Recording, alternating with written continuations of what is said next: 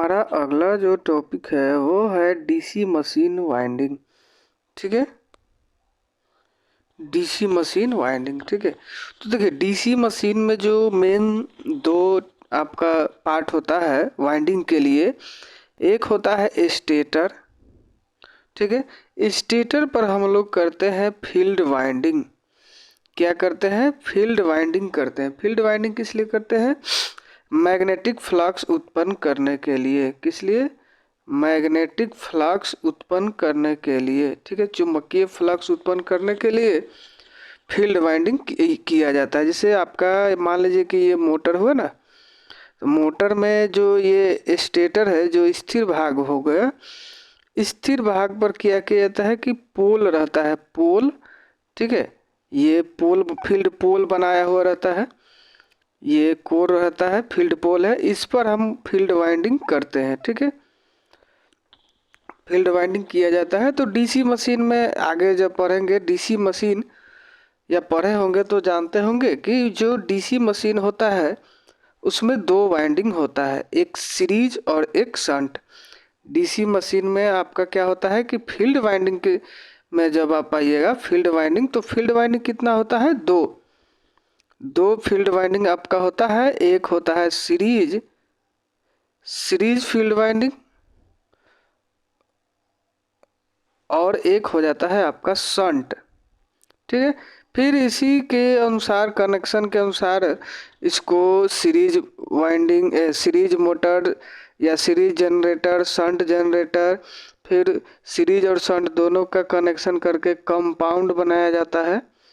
ठीक है, जब डीसी मशीन पढ़ाएंगे तो उस समय बता देंगे। कंपाउंड मोटर होता है और जनरेटर होता है। कंपाउंड में भी बहुत सारा हो जाता है, डिफरेंशियल हो गया, कम्युलेटिव हो जाता है। ठीक है, तो वो सब होता है। ठीक है, तो दो पार्ट जो है जिस पर वाइंडिंग किया जाता है। ठीक है, एक आपका हो गया स्टेटर। स्टेटर पर हम लोग क्या करते हैं? फील्ड वाइंडिंग करते हैं। ठीक है, सीरीज फील्ड करिए या शंट फील्ड करिए, ठीक है, कोई भी फील्ड वाइंडिंग ही किया जाता है। ठीक है, तो डीसी मशीन में जो स्टेटर होता है उस पर दो वाइंडिंग किया जाता है, सीरीज और शंट। ठीक है, और ये जो अभी हम लोग को देखना है आर्मेचर, आगे फिर ये देखेंगे। ठीक है, अभी आर्मेचर वाइंडिंग हमको देखना है। तो ये जो आप देख रहे हैं ये क्या है? आपका आर्मेचर है। ठीक है, तो आर्मेचर है। आर्मेचर में क्या होता है कि जब कॉइल डाला जाता है, ठीक है, जब कॉइल आपका डाला जाता है इसमें, तो जैसे मान लीजिए कि इसमें यहाँ से शुरू हुआ, यहाँ से शुरू हुआ, फिर यहाँ से, और फिर आपका मान लीजिए कि यहाँ से ये ऐसे आपका वाइंडिंग पूरा हो गया। ठीक है, एक आपका ये वाइंडिंग पूरा हुआ, यहाँ से ये एक कॉइल आपका ये पूरा हो गया। ठीक है, एक कॉइल आपका ये वाइंडिंग का पूरा हो रहा है। ठीक है, तो इसमें आपका देखिए ये जो कोर के अंदर जितना भाग है कॉइल का जो कोर के अंदर भाग है, यहाँ से लेकर और यहाँ तक, कि कोर के अंदर जितना वाइंडिंग का भाग है इसे हम लोग एक्टिव साइड कहते हैं। क्या कहते हैं?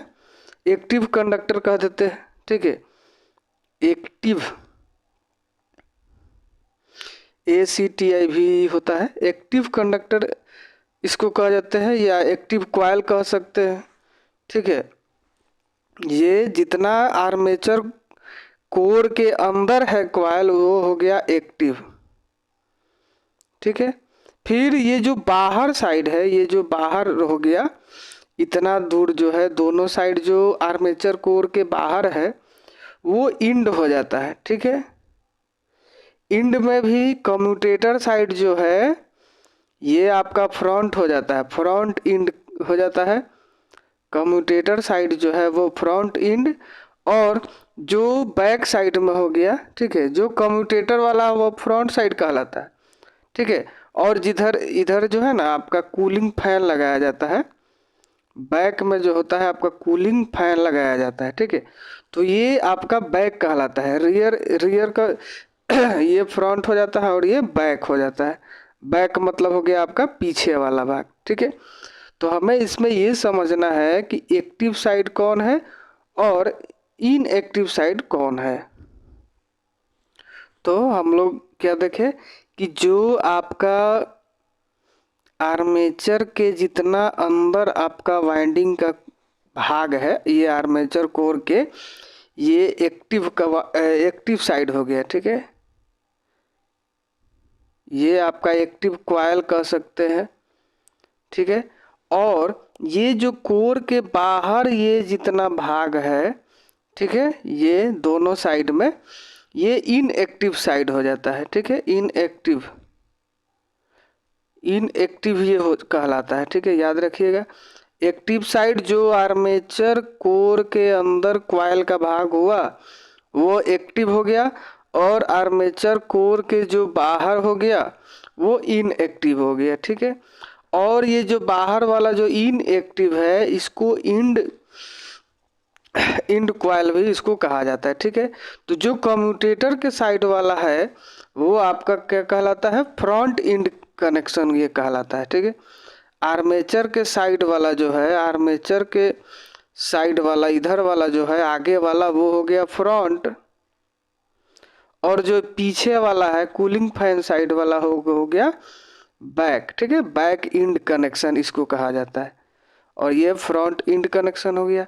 आर्मेचर कोर के अंदर जितना भाग है वो एक्टिव साइड, आर्मेचर कोर के जो बाहर है वो इनएक्टिव साइड, ठीक है।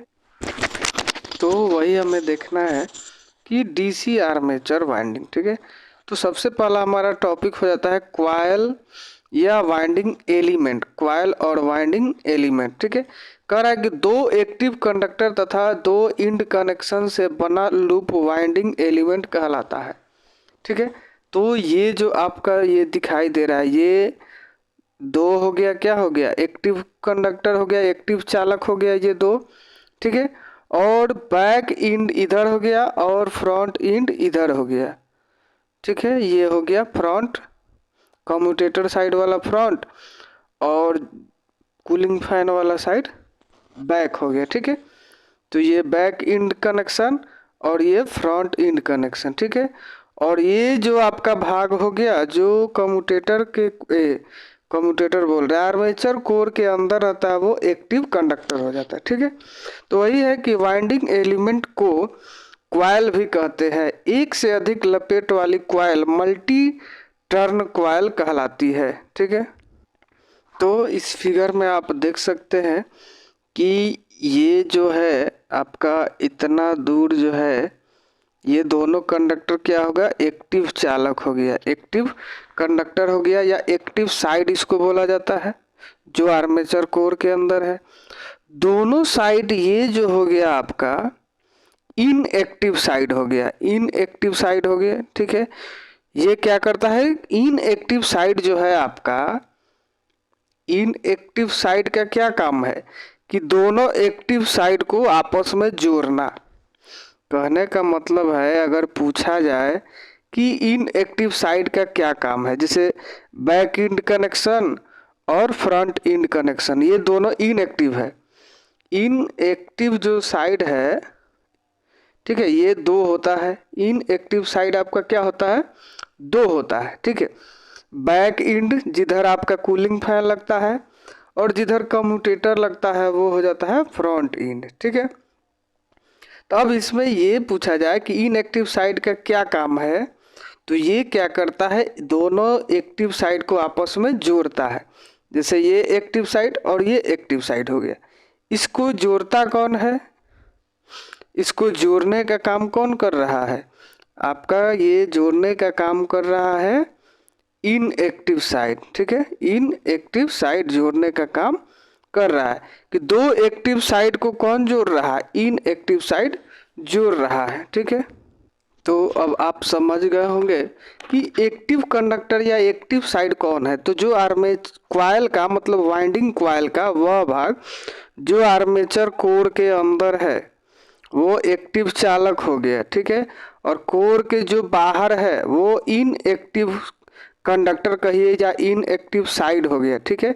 इनएक्टिव साइड जो होता है आपका इनएक्टिव साइड जो है वो 2 होता है। इनएक्टिव साइड आपका कितना हो जाता है? 2। ठीक है, 2 होता है। 2 में और ये कम्यूटेटर के साइड वाले को हम कहते हैं फ्रंट इंड कनेक्शन, और जो आपका कूलिंग फैन रहता है उधर का साइड को कहते हैं बैक इंड कनेक्शन। ठीक है, तो बैक इंड और ये फ्रंट इंड क्या करता है?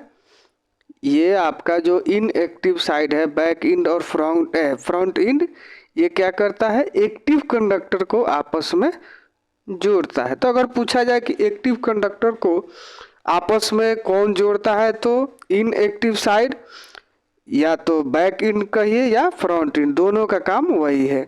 इनएक्टिव साइड 2 होता है और एक्टिव चालक भी आपका 2 होता है। ठीक है, आगे हम लोग फिर बढ़ते हैं।